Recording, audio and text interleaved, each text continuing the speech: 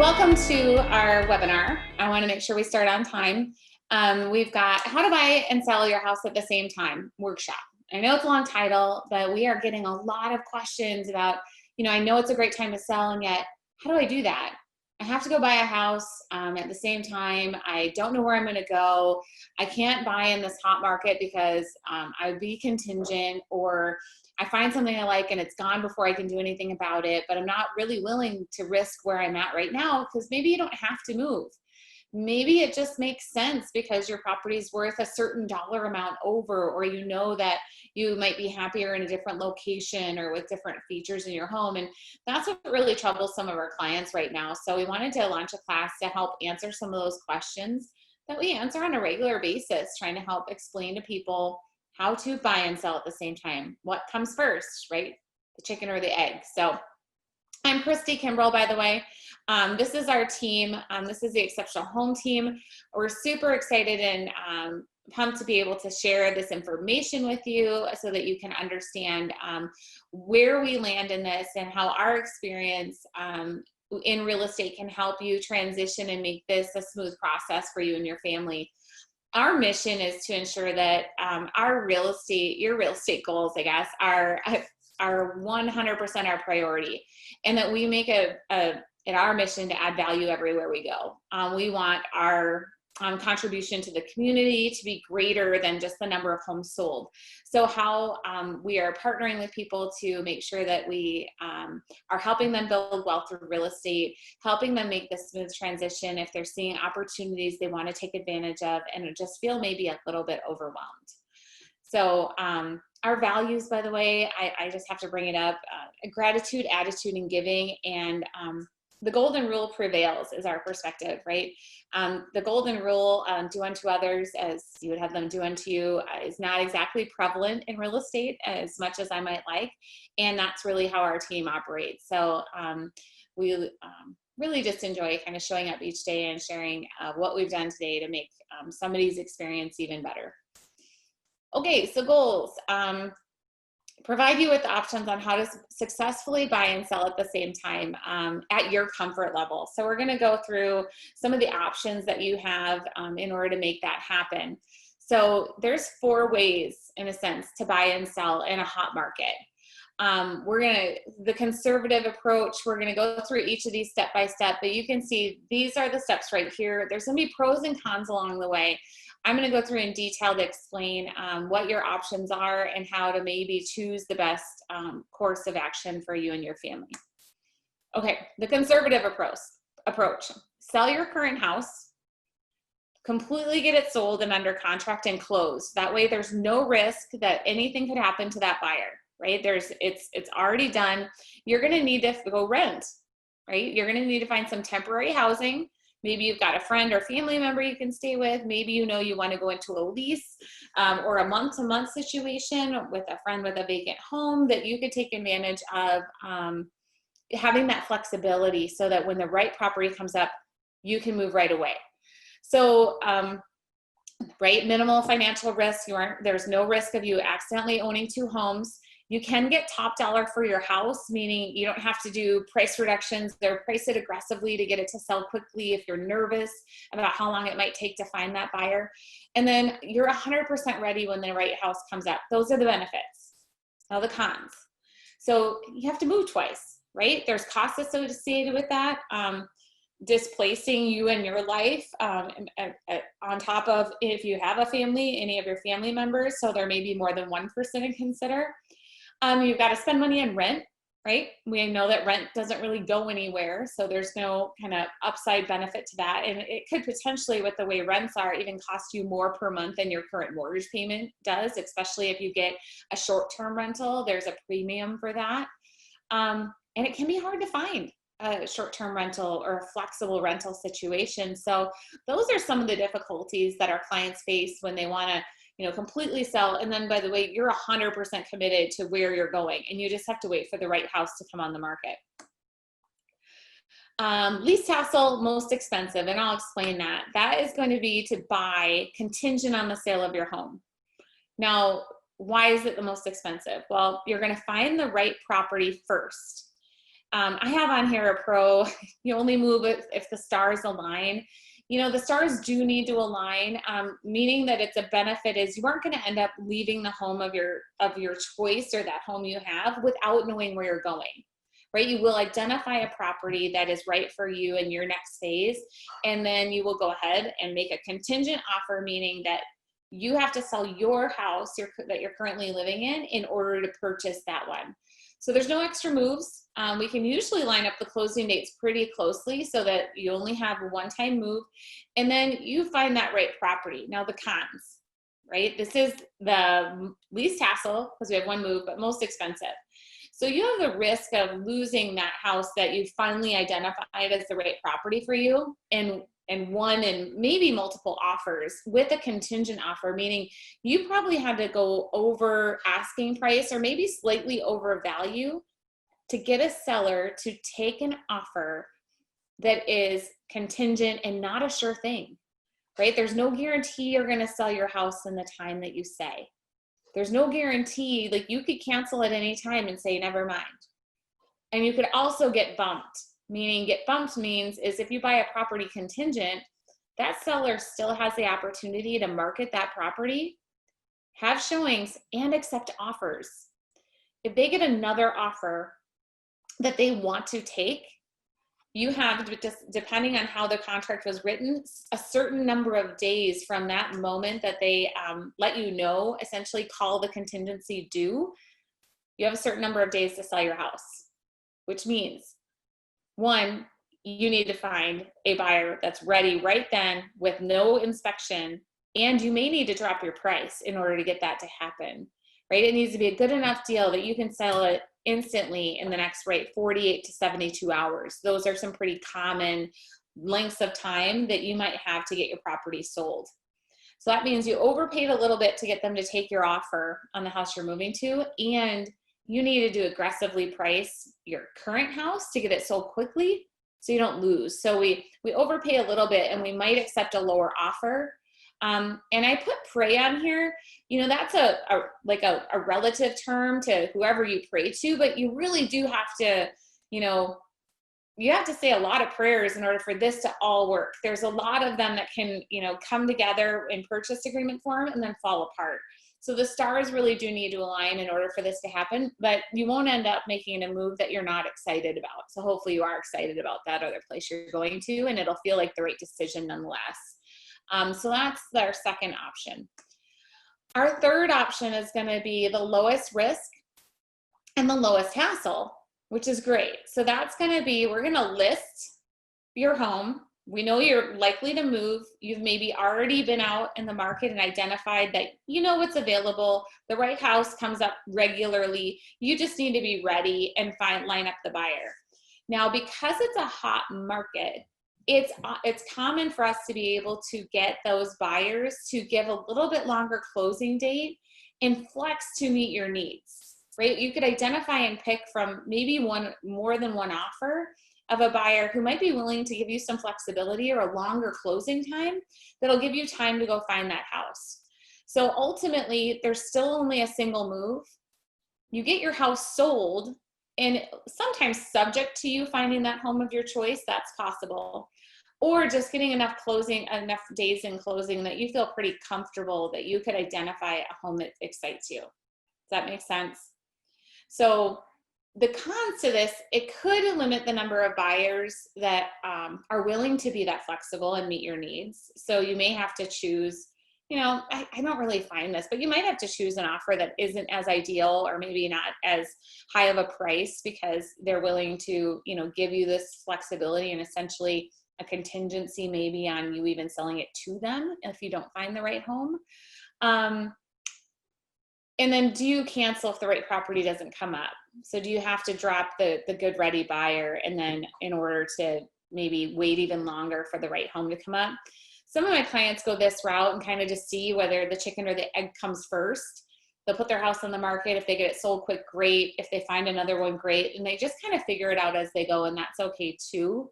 But that way you're just going to essentially position yourself so that you know where you're going, and it's a moving target that we're trying to get to happen all at once. And so maybe your house sells, then we're on to plan A. Maybe it doesn't. We're trying to write a contingent offer to get it sold any minute. So this one can be a little bit fluid, if you will, as things come and go. Okay, so then we have your risk tolerant for the hot market. You know, how risky is it? In a hot market, it's not that risky. Your risk level is low. However, it's the riskiest of the choices because it's possible you could own 2 homes. You're essentially going to go purchase your property as a non-contingent buyer.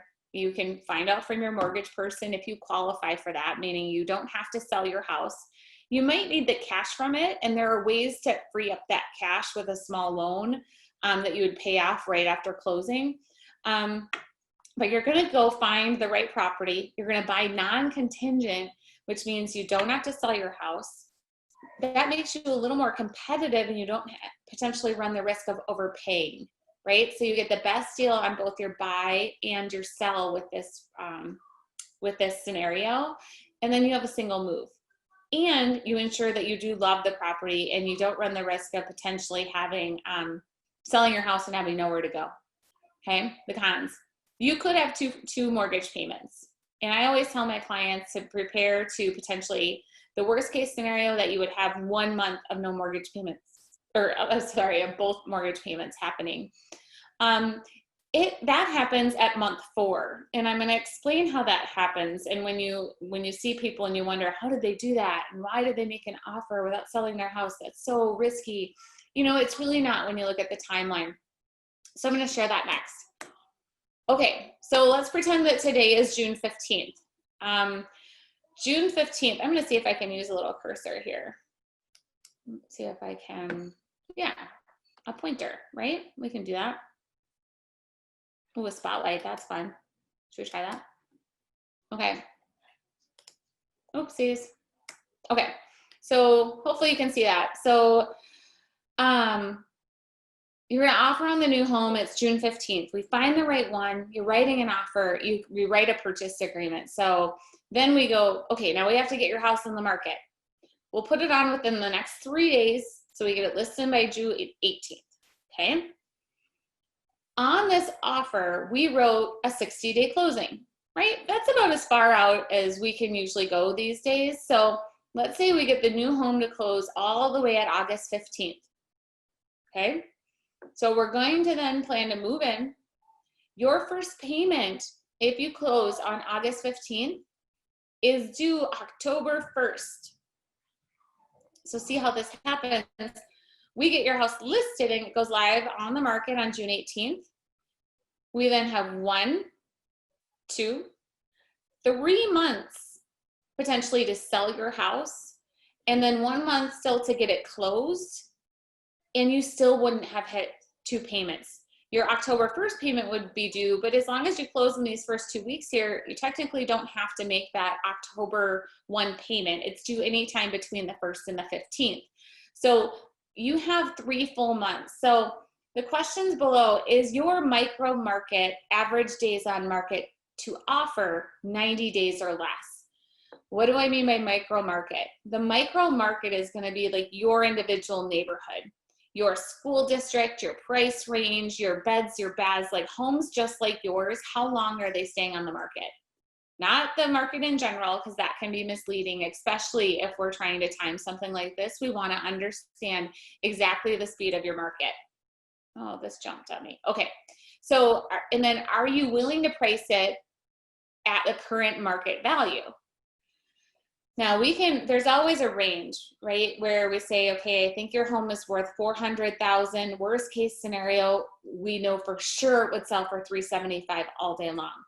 So we're hoping in a great market that we price it right and it sells for $400. However, if it were to sell for $375, would that be okay with you? If it is, and you were hoping I would say $375 anyways, and that extra $25,000 is just a blessing of the market, then you might feel more comfortable knowing that for sure you're okay and your math works if the house were to sell for $375 instead of $400 if you had to take a price reduction or a lower offer than you'd hoped on day 1 we know that we can then avoid any sort of double payment that you might have coming in order to make you feel more comfortable with this more risk, this fourth option that is, I've said for risk tolerant people. And maybe it's just really knowledgeable on the market so that you feel comfortable and that it becomes then a low risk decision rather than a high risk one. So if you answer yes to the two questions, is your market 90 days or less? And are you willing to price it at where the current market value is? Then this is a fairly safe option and the most financially beneficial route, as well as the easiest on you and anyone moving with you. Does that make sense? Okay, so these are, again, the 4 approaches. So I started with, for all those of you who joined me partway through here, the conservative approach, which means we're going to sell the house, completely close, and then go buy, right? You have to move twice. That's a bummer. The least hassle, most expensive is going to be making a contingent offer and then putting your house on the market. Most expensive because you might pay a little extra to make that happen with the house you're moving to, and you might accept a little bit lower offer just out of fear of loss because you don't want to have the other property fall apart. And then we have the low risk, low hassle. So these are going to be list and require a longer closing date, get something potentially that would be contingent on finding the home of your choice, find a buyer who's willing to wait. And those are the ways that you can only move once, and it does still free you up to be a non-contingent buyer. However, in most cases, you still have it subject to the successful closing of that other house in order to make your math work. And then we have our risk tolerant, our hot market. So buying a non-contingent, going and finding and identifying that next right property for you and your family, and then listing your house for sale, and then just kind of getting the stars to align with relying on that we could sell it quick enough that we wouldn't ever own 2 homes for more than what the market can give us with a reasonable price. Okay. So, I mean, in a sense, that's as fast as, without people asking questions, I hope that makes sense. You can put questions in the comment box. There are links on our website where you can get more information. We are doing these classes every 2 weeks. We're alternating between, the buyer class, a seller class, and then this how to do them at the same time, as well as an investor workshop. So if you have interest or know anybody who would benefit from this kind of information, please feel free to share it. And then if you want to help us out, I'm going to put some links in the chat box where you can go on to our Facebook page and either go to Google or Facebook and write a review. So if you liked what you heard today, or you feel that you want to pay it forward with us, I'm going to put those in the review box so that you could go ahead and give us a nod if you like the information here and you feel like you want to help us out. That'd be great. Otherwise, you guys have been awesome. I'm going to open it up to some questions and let's see what we've got. Okay, so a question is, is now the right time to sell with interest rates? Yeah, interest rates are probably driving our market right now. There are rates that are just slightly under or at 3%. We've seen those rates before, but not really in the last few years. They've been hovering, a little bit closer to 4, somewhere between 3.75 and 4.25. And it might surprise you to know that the interest rate actually has a much greater impact on your payment than the actual home price. So the home sales price has to jump quite significantly in order to counterbalance any sort of like a 1% or a 0.5% rate increase. So I think that the interest rates right now and the pent up demand from kind of shutting down real estate over the couple of months is exactly what's driving, one of the biggest driving factors of our real estate market. Yeah, that's a great question. Looks like we've got another one here. John says, if I list and sell, how do I make sure that the buyer is willing to wait, and how common is that? We do it quite often. We don't typically have a problem, it's real easy for us to get 45 days. And it's not uncommon in this market for sellers to be in that situation where they have a house to sell, and they want to get it sold and then go buy. So I've been able to get 90 days for people. One of the things to consider is with putting it out that far, a lot of buyers with that far, you can't really lock on your interest rate. And with interest rates being the driving factor, a lot of buyers don't want to wait quite 90 days, but we have made it happen.